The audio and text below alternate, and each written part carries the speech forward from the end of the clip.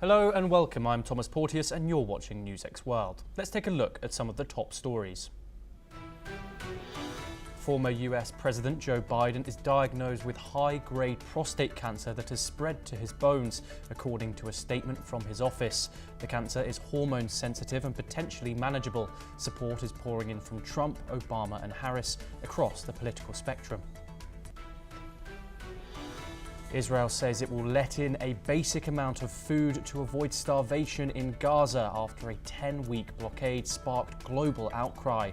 The move comes as Israel launched widespread ground strikes and vows to prevent Hamas from controlling aid distribution.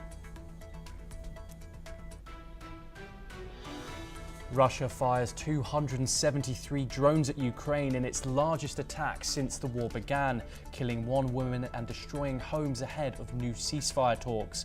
Trump plans Monday calls with Putin and Zelensky as Kyiv claims Moscow may launch a ballistic missile to pressure the West. Iran's foreign minister says uranium enrichment will continue with or without a deal as talks over its nuclear program remain deadlocked. He adds Tehran is ready for serious talks if the US wants to guarantee Iran never develops nuclear weapons. In India, a massive fire triggered by a short circuit killed at least 17 people in a multi-storey building in Hyderabad on Sunday, officials have confirmed. The blaze started on the ground floor and quickly spread, with dozens of firefighters battling flames throughout the night. Torrential rains trigger a deadly landslide at a small gold mine in Indonesia's Papua region, with 19 people still missing, officials say. Local rescue teams are searching through the mud in West Papua's Afrak Mountains after Friday night's disaster. The United Kingdom is to strike its most significant deal with the European Union since Brexit, focusing on trade and defence ties to boost security and growth. Prime Minister Keir Starmer bets that closer alignment will bring benefits despite critics' warning of a Brexit betrayal. Former President Jair Bolsonaro goes on trial today, accused of plotting a coup, with Brazil's Supreme Court set to hear key witnesses. The high-stakes case marks a critical test for Brazilian democracy and the future of far-right leader. Our top story today, former US President Joe Biden has been diagnosed with an aggressive form of prostate cancer that has spread to his bones, his office has confirmed. He was diagnosed on the 16th of May after experiencing urinary problems. Biden is now exploring treatment options. While the cancer is considered stage 4, doctors say it is hormone sensitive and can be managed. His Gleason score is 9 out of 10, indicating a very high risk form.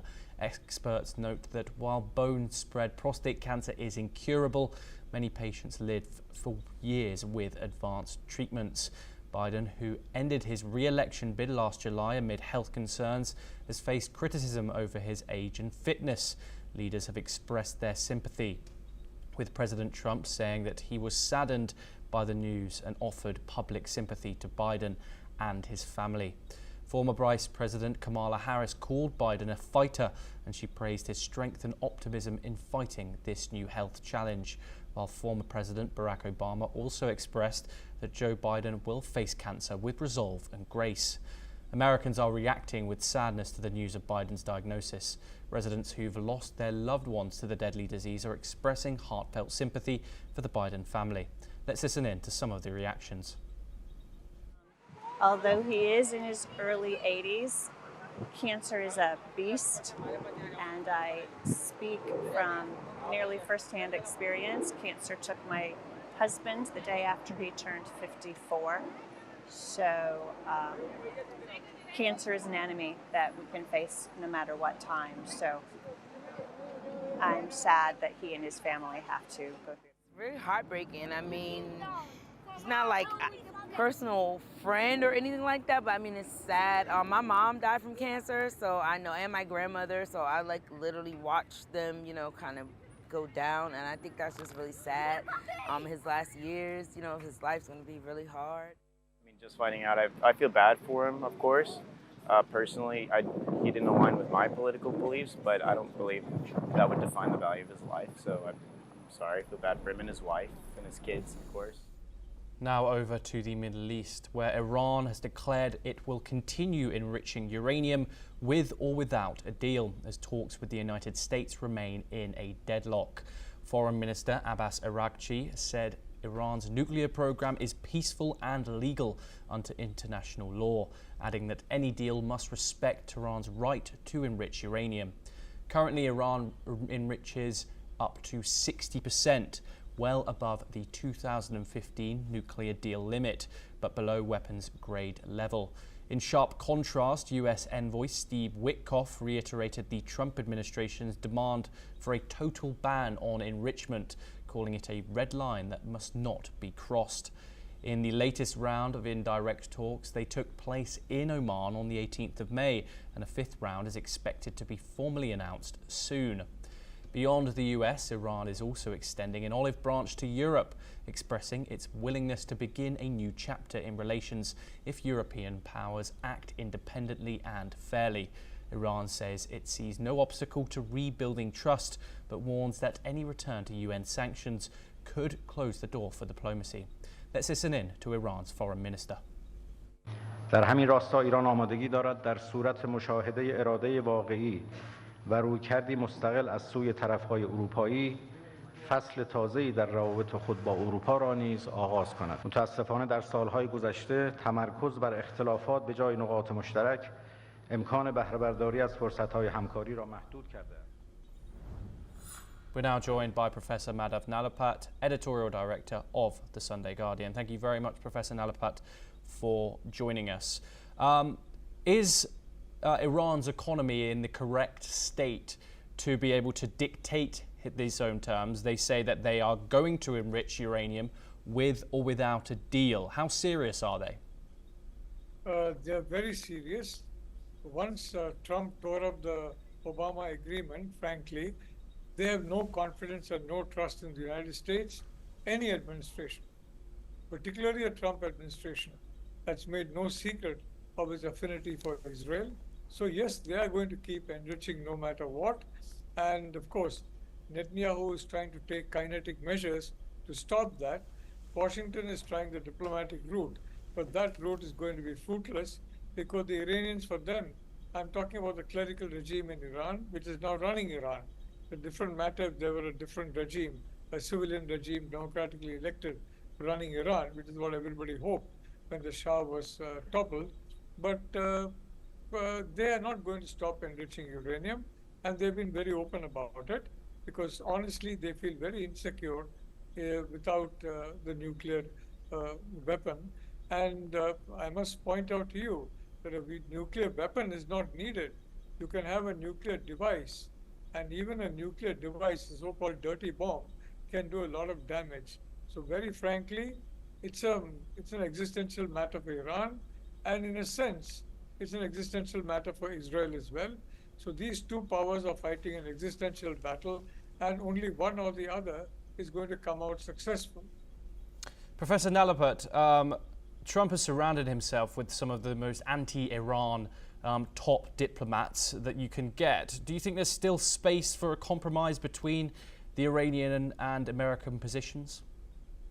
Look, I've been skeptical from the very beginning because the clerical regime will not surrender the bomb. In fact, I'm very certain that, the absence of, supposing Donald Trump does not give bunker buster devices to Israelis, they're very good at deep tunneling. They're masters of deception, and they must be working very hard on enriching uranium to a sufficient grade to at least enable a dirty bomb. So I have frankly, given the existential nature of the conflict between Iran and Israel, and I must confess, the US also has got to have an interest because Iran has got access to nuclear missiles. Now the Russians also have joined the Chinese in helping them. So from that point of view, Europe, United States, both are in the line of fire of Iranian missiles. And no matter how fail-safe your security system is, some stray missile may be able to get through. So very honestly, I have been skeptical from the very beginning, and I think the fact that the situation is dragging on and the Iranians are frankly showing a lack of patience indicates that we are nowhere closer than when we started this tortuous negotiation some time ago. It reminds me of negotiation with Hamas and Israel. For both, it's existential, and either one or the other has to surrender. I doubt Israel will, and I doubt Hamas will. So the tragedy of Gaza will go on and on and on television screens. Professor Nalapat, one final question. What have your thoughts been on Donald Trump's method of handling the Iranians diplomatically? He has obviously launched these talks and offered to remove sanctions, but he's also threatened military action against them as well. What are your thoughts about how Donald Trump has communicated the United States, how the United States will act if this deal doesn't come through? Yeah, please read my Sunday Guardian front pager of yesterday. Frankly, this is not the real Donald Trump. I am quite surprised by some of the things he has done. And very frankly, I'm not talking about Iran, I'm talking about Syria, I'm talking about other steps that he has taken, including 2 jihadists being appointed into the White House staff, no less. 2 jihadists, and once a jihadist, you can't reform. I mean, the Syrian president is now changed his name. That doesn't mean he's changed from being a jihadist. They're committed to eternal jihad, and they're committed for life to that. So very honestly, I don't know what has gotten into Trump, but I think the real Donald Trump better come back. And the sooner he comes back, the better for the democratic world, I would like to say. Professor Nalapat, thank you very much for joining us. We now stay in the region of the Middle East, where Israel has launched a major military offensive in Gaza, codenamed Operation Gideon's Chariots, aimed at securing the release of the remaining hostages still held by Hamas. Defence Minister Yoav Gallant says the campaign is being conducted with great force as ground operations intensify. Israel believes up to 23 of the 57 hostages may still be alive, with deep concerns over the fate of at least 3 of them. Let's listen in to what the military spokesman regarding the same. צה"ל בהובלת פיקוד הדרום פתח במבצע מרכבות גדעון בהתאם להנחיית הדרג המדיני. אנחנו יוצאים למבצע כדי לממש את כל מטרות המלחמה בעזה. השבת החטופים ומיטוט שלטון החמאס. חשוב להדגיש, אנחנו נדע להתאים את עצמנו לכל התפתחות. במהלך המבצע נגביר ונרחיב את השליטה המבצעית ברצועת עזה, תוך ביטור הרצועה והנעת האוכלוסייה לשם הגנתה, בכל המקומות בהם נפעל. כפי שאמרתי בעבר, אנחנו מתקדמים על פי תוכנית סדורה והדרגתית. At the same time, Israel has partially lifted its blockade on Gaza, allowing a basic amount of aid to enter for the first time since March the 2nd. The decision follows international pressure, including strong calls from France for unrestricted humanitarian access. On Sunday, at least 151 Palestinians were killed in the escalating ground offensive, according to reports, and Israel has pledged to prevent Hamas from diverting the aid while indirect negotiations continue on a possible ceasefire. We now move over to Europe, where on May the 18th, Russia launched its largest drone attack on Ukraine since the start of the war, destroying homes and killing at least 1 woman a day before United States President Donald Trump is due to discuss a proposed ceasefire with Russian President Vladimir Putin. Ukraine's Air Force said Russia launched 273 drones at Ukrainian cities. Ukraine's military intelligence agency also said that Russia planned to conduct a training and combat launch of an intercontinental ballistic missile to intimidate Ukraine and the West as ceasefire talks continue. Meanwhile, Russian forces have taken control of the settlement of Bahatra in Ukraine's eastern Donetsk region, according to Russia's Ministry of Defense. The ministry also said that Russian forces had downed 75 Ukrainian drones on the same day, as per Russian local media.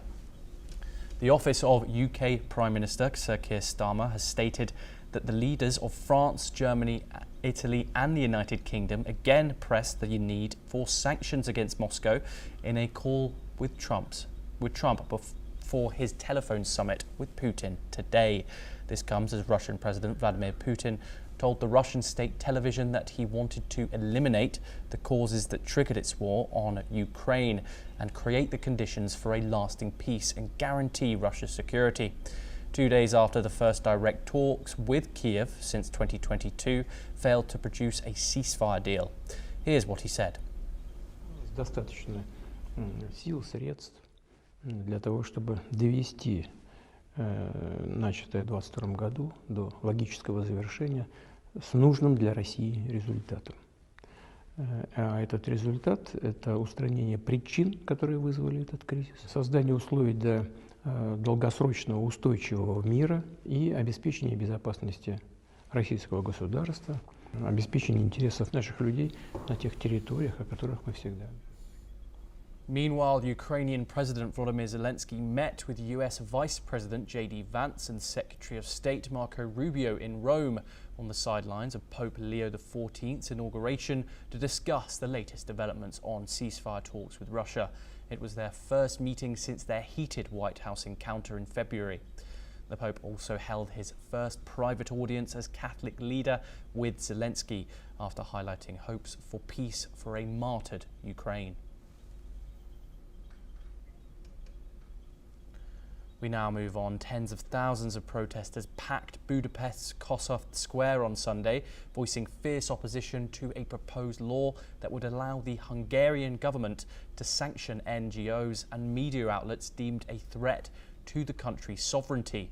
The bill, pushed by Prime Minister Viktor Orban, has been widely criticised as a move towards authoritarianism. Demonstrators waved Hungarian EU and pride flags, chanting, "We've had enough," while rights groups, including Amnesty International, described the measure as a clear attempt to silence dissent. Under the proposal, organisations labelled as foreign-influenced could be blacklisted, blocked from funding and barred from public support. Orban denied the authoritarian accusations, claiming the goal is to protect Hungary from foreign propaganda. But critics warn it's an attack on democracy that could further erode civil liberties in the country. Let's take a listen in to some of the protesters. És főleg ez zavar, hogy megyünk visszafele így a 70-es, 60-as évekbe, amikről még a törikönyvekben is úgy tanulunk, hogy bársoha meg se történt volna. És ez már elég régóta táncolt ezen a határon, ma már teljesen átlépte ezt a határt. Ez egy valódi diktatúra kísérlete, remélhetőleg sikertelen. Mit kapunk valódi képviselet, építő kormányzás helyett? Háborús fenyegetést, gyűlöletet, kirekesztést, kényszert és hazugságot. We stay in Eastern Europe. Nicusur Dan, the centrist mayor of Bucharest, won a tense rerun of Romania's presidential election on Sunday, beating nationalist George Simion. The ballot came 5 months after Romania's constitutional court annulled an election over allegations of Russian interference and a massive social media promotion of the far-right frontrunner, who was not allowed to stand again. Dan, who campaigned for an honest Romania, gained close to 54% of the vote, while US President Donald Trump admirer Simion secured some 46%, according to near-complete results. Here's what Dan said to his supporters. Alegerile sunt despre comunități și în alegerile de azi a câștigat o comunitate de români care vreau o schimbare profundă a României. În momentul ăsta, un moment de speranță. Vă rog însă să aveți răbdare pentru perioada care vine. O să urmeze o perioadă dificilă, necesară pentru a echilibra economic această economie, pentru a pune bazele unei societăți sănătoase. Vă rog speranță și răbdare. Turnout was close to 65% compared to 53% for the May the 4th first round, in which Simeon had secured the most votes. Simeon thanked his supporters for voting for him and then told him that they will fight for justice, truth and freedom must continue. Here's what he said. Contracandidatul meu, Nicu Șordan, a câștigat alegerile, a fost voința poporului român. Vreau să mulțumesc celor peste 5 milioane de români care și-au pus încrederea în mine. Nu îi voi dezamăgi, nu există un lucru mai de preț pentru mine decât încrederea lor. Am fost singuri împotriva unui întreg sistem, singuri împotriva tuturor. Sunt mândru de voi și sper că v-am reprezentat cu cinste. Este timpul să continuăm lupta noastră pentru dreptate, pentru adevăr, pentru familia naturală, pentru credința creștină și pentru libertate. Vom fi în continuare o parte importantă și semnificativă a societății românești. Vă rog pe fiecare dintre voi să nu abandonăm.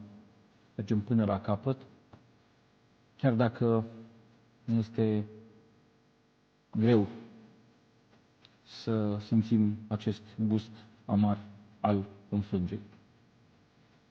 România și poporul român trebuie să fie pe primul loc. The vote was seen as crucial for the direction of the EU and NATO member bordering war-torn Ukraine. In an interview hours after he claimed electoral victory, Dan said his country will continue to support neighbouring Ukraine in its war with Russia.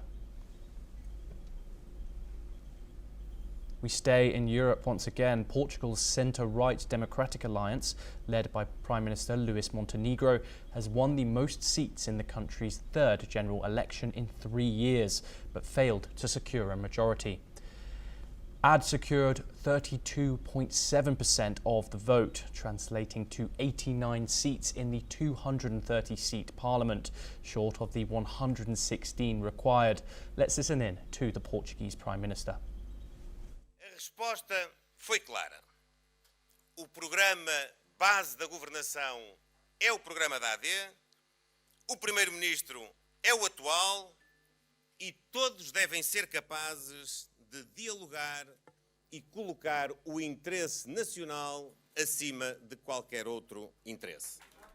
Meanwhile, the Socialist Party suffered its worst performance in decades, with 23.4%, while the far-right party Chega surged to 22.6%, earning both parties 58 seats each. Montenegro, who has ruled out coalitioning with Chega, now faces difficulty forming a government. Chega's rise marks a historic shift, reflecting increasing national support since its 2019 debut. The election was triggered by a no-confidence vote in March over conflict of interest allegations. Montenegro has promised to tighten immigration policy after accusing socialists of mismanagement. 4 seats remain to be allocated from overseas votes, leaving final results pending. Uncertainty looms over government as negotiations continue. Let's listen in to the leaders. Aconteceu desde 25 de abril de 74. Chega tornou-se nestas eleições o segundo maior partido.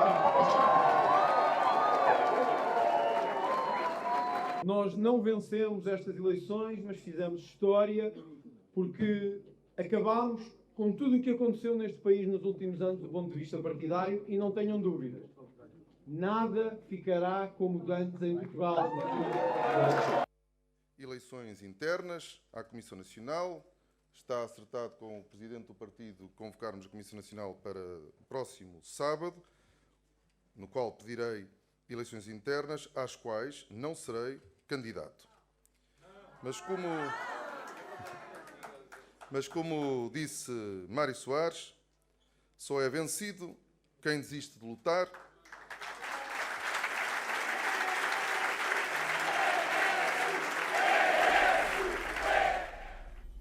And more European plebiscites. Poland's presidential election is headed to a runoff after a tight first round, with Liberal incumbent Rafał Trzaskowski of the Civic Coalition leading with just 31.2%, just ahead of nationalist Karol Nawrocki of Law and Justice on 29.7%, according to the exit polls. Despite pre-election polls predicting a larger lead, Trzaskowski now faces a narrow path to victory on June the 1st. Listen in to what the Liberal candidate in the presidential election had said. Mówiłem wam 8 miesięcy temu, że będzie bardzo, bardzo blisko. I jest bardzo blisko. Bardzo się cieszę z tego, że wygrałem pierwszą turę, ale dużo pracy przed nami. Potrzebna jest pełna determinacja. Potrzebne są wasze głosy. Potrzebne jest przekonywanie wszystkich. Po zwycięstwo właśnie dla tych wszystkich, którzy byli przez PiS atakowani. Dla kobiet. Idę po zwycięstwo dla lekarzy i lekarek. Idę po zwycięstwo dla nauczycieli i nauczycielek, bo oni wszyscy byli przez PiS atakowani. Idę po zwycięstwo dla seniorów i seniorek. Idę dla młodego pokolenia, którym tamta władza nie miała nic absolutnie do zaproponowania. Far-right candidates secured over 21%, including controversial politician Grzegorz Braun. The runoff will shape Poland's future, with Trzaskowski supports EU integration and rolling back PiS judicial reforms, while Nawrocki opposes Liberal policies and promises to prevent a single-party dominance. The outcome could either empower Prime Minister Donald Tusk's government or maintain the current political deadlock. Turnout stood at 66.8%, while Nawrocki denies scandalous claims over a property dispute. He has received support from US President Donald Trump. A final exit poll, including partial results, is expected later tonight. We now move over to Africa, where a suicide blast in the Mogadishu of Somalia killed several military recruits waiting to enlist at the Xero Damaayo army camp. The attacker, disguised as a civilian, detonated explosives amidst the crowd, causing chaos and severe casualties. Witnesses reported bodies lying on the ground and widespread damage near the site. Al-Shabaab, the terrorist group linked to Al-Qaeda, claimed responsibility, saying the attack targeted apostates enlisting in the Somali forces. The group has intensified attacks recently, including a bomb near the presidential convoy in March and mortar shells fired near the Mogadishu airport in April. Security forces have launched an investigation and the area remains under high alert. The United Arab Emirates has condemned the attack, calling it a criminal act and rejecting all forms of violence that threaten peace and security. Listen in to one of the eyewitnesses.